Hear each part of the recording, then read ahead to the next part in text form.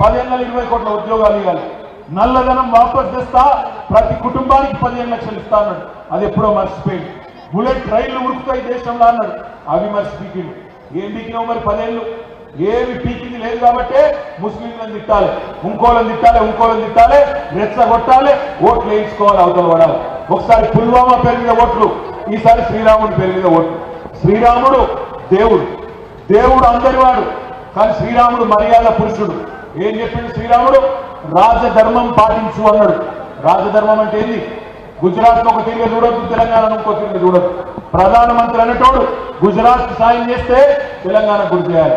గుజరాత్ లో వరదలు వస్తే 1000 కోట్లు ఇస్తావు, తెలంగాణలో వరదలు వస్తే, హైదరాబాద్ లో మూసి వరదలు వస్తే రూపాయి ఇయ్యవు. ఇదే నా శ్రీరాముడు చెప్పిన ధర్మం. హైదరాబాద్ కు తెలంగాణకు ఒక్క కాలేజ్ ఇయ్యవు, ఒక్క స్కూల్ ఇయ్యవు. మెట్రో కట్టుకుంటామంటే చిన్న పట్టణాలకు సాయం చేస్తావు, కానీ హైదరాబాద్ దేవు. ఎందుకు వేయాలి మరి నీ కోటు? ఇక్కడ ITIR ఉంటే రద్దు చేసింది మోడీ. ఇవాళ వచ్చి తీయటి మాటలు మాట్లాడితే కాదు, ఒక్క ఫ్లైఓవర్ కట్ట చేత కాదు. మనం హైదరాబాద్ లో 10 ఏళ్లలో 36 ఫ్లైఓవర్లు కట్టినాం.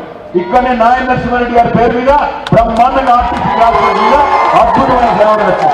36 కట్టినాం, ఒకటి కాదు, 10 ఏళ్లలో 36 కట్టినాం. 2 రోడ్ల వల్ల అప్పచెప్పినాం బీజేపీలో. ఒకటి ఉప్పల్ నుంచి వరంగల్ పోయే రోడ్ల ఒకటి అప్పచెప్పినాం, రెండోది అంబర్పేటలో అప్పచెప్పినాం. 2 కూడా కట్ట శాతం కాలేదు వాళ్ళకి 10 ఏళ్లలో.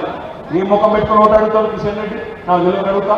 2 ఫ్లైఓవర్లు కట్టరాదు, పైసా వేయరాదు, పైసా సహాయం చేయవు, వరదలు వస్తే ఒక్క కాలేజ్ దేవు.